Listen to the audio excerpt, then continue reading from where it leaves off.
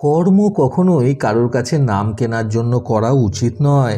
অর্থাৎ আমাদের উচিত ভালো কর্মগুলো করে যাওয়া এবং এটা বিশ্বাস রাখা যে ঈশ্বর আমাদের কর্মের ফল ঠিক কখনো না কখনো দিয়ে দেবেন। বন্ধুরা, এই প্রসঙ্গটাকে কেন্দ্র করে আজকে আমি আপনাদের বীর হনুমানের সুন্দর একটি গল্প শোনাবো। চ্যানেলে নতুন হলে সাবস্ক্রাইব করতে ভুলবেন না এবং অবশ্যই গল্পটি ভালো লাগলে একটা লাইক আশা করব।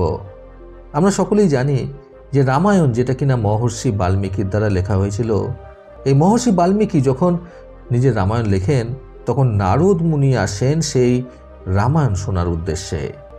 নারদ মুনি এসে যখন মহর্ষি বাল্মীকির কাছে তার লেখা রামায়ণ শুনতে চান, তখন মহর্ষি বাল্মীকি তার লেখা সমস্ত রামায়ণ নারদ মুনিকে শোনান।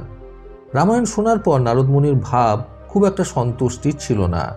অর্থাৎ তিনি যে খুব একটা প্রসন্ন হননি সেই রামায়ণ শুনে, সেটা তার চোখে মুখেই বোঝা যাচ্ছিল।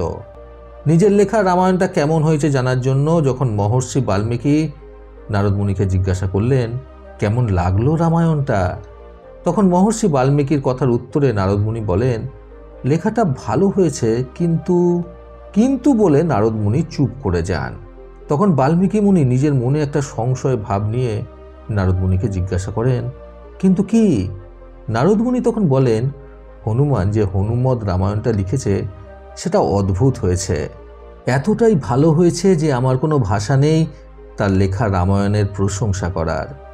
এই বলে নারদ মুনি সেখান থেকে চলে যান। নারদ মুনি তো সেখান থেকে চলে গেলেন, কিন্তু তিনি যে বিচারটা করে গেলেন সেটা বাল্মীকি মুনির মাথায় অনবরত ঘুরতে লাগলো। তিনি নানা রকম কাজের মধ্যে নিজেকে ব্যস্ত রেখে নারদ মুনির কথাটা ভোলার চেষ্টা করলেন, কিন্তু তা সত্ত্বেও তিনি কিছুতেই ভুলতে পারলেন না নারদ মুনির সেই বিচার। তখন তিনি ভাবলেন যে একবার হনুমানের কাছে গিয়ে দেখাই যাক যে সে কি এমন রামায়ণ লিখেছে যেটার প্রশংসা নাকি নারদ মুনি ভাষায় করতে পারলেন না। এদিকে লঙ্কায় বিজয় প্রাপ্ত করার পর ভগবান শ্রীরাম যখন অযোধ্যায় ছিলেন, তখন হনুমানজি কিছু সময় ধরে ভগবান শ্রীরামের সেবা করার পর রামের কাছ থেকে অনুমতি নিয়ে যখন কৈলাস পর্বতে চলে গেলেন ভগবান শিবের আরাধনা করার জন্য, তখন তিনি ভগবান শিবের আরাধনা করাকালীন সময়ে সেখানে একটি শিলার ওপর নিজের প্রভু অর্থাৎ শ্রীরামের নাম খোদাই করে লিখতেন। এইভাবে নিজের প্রভুর নাম লিখতে লিখতে তিনি প্রভুর নামের সাথে ওই শিলার মধ্যে হনুমদ রামায়ণও লিখেছিলেন। হনুমান যে কৈলাস পর্বতে থাকাকালীন মহর্ষি বাল্মীকি তার কাছে আসেন তার লেখা রামায়ণ দেখার জন্য। হনুমানজির কাছে আসার পর বাল্মীকি মুনি তার সাথে কথাবার্তা বলেন এবং কিছুক্ষণ কথাবার্তা বলার পর তিনি হনুমানজিকে বলেন, আমি শুনলাম নাকি আপনিও রামায়ণ লিখেছেন, তা আপনার লেখা রামায়ণটা কি আমি একটু পড়ে দেখতে পারি? একথা শোনার পর ভগবান হনুমানজি বলেন, হ্যাঁ নিশ্চয়ই। এই বলে তিনি পাশেই পড়ে থাকা সেই শিলাটা দেখিয়ে বাল্মীকি মুনিকে বলেন, ওই শিলায় লেখা রয়েছে হনুমদ রামায়ণ। আর একটা মুহূর্ত দেরি না করে বাল্মীকি মুনি সেই শিলায় লেখা রামায়ণ পড়তে শুরু করেন। হনুমানজির লেখা সেই রামায়ণ পড়ে বাল্মীকি মুনি অবাক হয়ে যান। সেখানকার ব্যবহৃত প্রত্যেকটি বাক্য, লেখার ধরন, সমস্ত কিছু একদম সঠিক এবং সমস্ত কিছুর ব্যবহার এত সুন্দরভাবে করা হয়েছে যে গোটা রামায়ণটা পড়তে পড়তে বাল্মীকি মুনির দুই চোখ বেয়ে অঝরে জল পড়তে শুরু করে। তিনি প্রথম অবস্থায় সেই রামায়ণ পড়ে বাকরুদ্ধ হয়ে যান। হনুমানজি মহর্ষি বাল্মীকি মুনিকে জিজ্ঞাসা করেন, আপনি আমার পড়া রামায়ণ পড়ে কাঁদছেন কেন? তাহলে কি আমার এই লেখাতে অসংখ্য ভুল রয়েছে? কোনো ভুল ত্রুটি হয়ে গেছে আমার দ্বারা?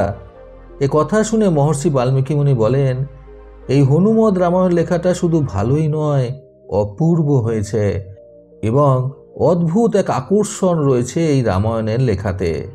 এই রামায়ণের কাছে তো আমার লেখা রামায়ণ কিছুই না। তাহলে মানুষ আপনার লেখা রামায়ণ ছেড়ে আমার লেখা রামায়ণ কেন পড়বে? এই বলে মহর্ষি বাল্মীকি আরও জোরে জোরে কাঁদতে লাগলেন। এই কথা শুনে হনুমানজি বললেন, না, এই ছোট ব্যাপারে আপনি কাঁদবেন না। এই বলে হনুমানজি নিজের এক কাঁধে মহর্ষি বাল্মীকি মুনিকে বসালেন এবং অপর কাঁধে সেই শিলা অর্থাৎ যেখানে হনুমদ রামায়ণ খোদাই করা ছিল সেই শিলাটাকে নিয়ে উড়ে চললেন সমুদ্রের উদ্দেশ্যে। সমুদ্রের কিনারায় পৌঁছানোর পর তিনি মহর্ষি বাল্মীকির সামনে সেই হনুমদ রামায়ণের খোদাই করা শিলাটাকে সমুদ্রের জলে ভাসিয়ে দিলেন। এটা দেখার পর বাল্মীকি মুনি খুবই অবাক হয়ে গেলেন এবং তিনি হনুমানজিকে প্রশ্ন করলেন, এটা আপনি কি করলেন? আপনি কেন আপনার লেখা সেই শিলাটা ভাসিয়ে দিলেন? হনুমানজি তখন মহর্ষি বাল্মীকির কথার উত্তরে বললেন, আপনার জন্য আপনার লেখা রামায়ণটা খুবই আবশ্যক, কারণ তার দ্বারা মানুষ এবং গোটা বিশ্ব আপনাকে চিনতে পারবে। কিন্তু আমার কাছে আমার জন্য আমার প্রভুর নামটাই সমস্ত কিছু। আমি আমার প্রভুর নাম নিয়েই আমার সমস্ত মনের ইচ্ছা পূরণ করতে পারবো। আপনি শুধুমাত্র আপনার লেখা রামায়ণের চিন্তা করুন, আমি আমার প্রভুর চিন্তা করি। হনুমানজির এই কথা শোনার পর মহর্ষি বাল্মীকি অতি সহজেই বুঝতে পারেন যে ভগবান শ্রীরামের থেকেও ভগবান শ্রীরাম নাম বেশি গুরুত্বপূর্ণ হনুমানজির কাছে।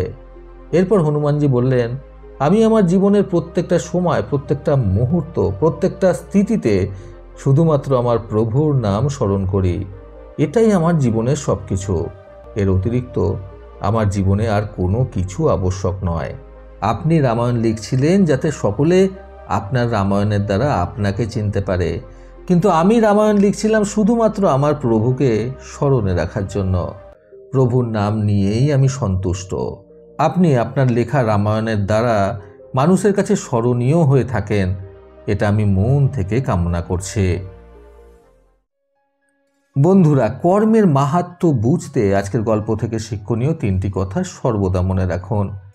প্রথমত, লোকের কাছে আমরা আমাদের কর্মের মাধ্যমে প্রশংসা শুনবো, নাম কামাবো, এই সকল কিছুর জন্য কখনোই কর্ম করা উচিত নয়। দ্বিতীয়ত, নিঃস্বার্থভাবে মুখ বন্ধ করে নিজের কর্ম করে গেলে একদিন না একদিন ঈশ্বর ঠিক মুখ তুলে তাকাবেন।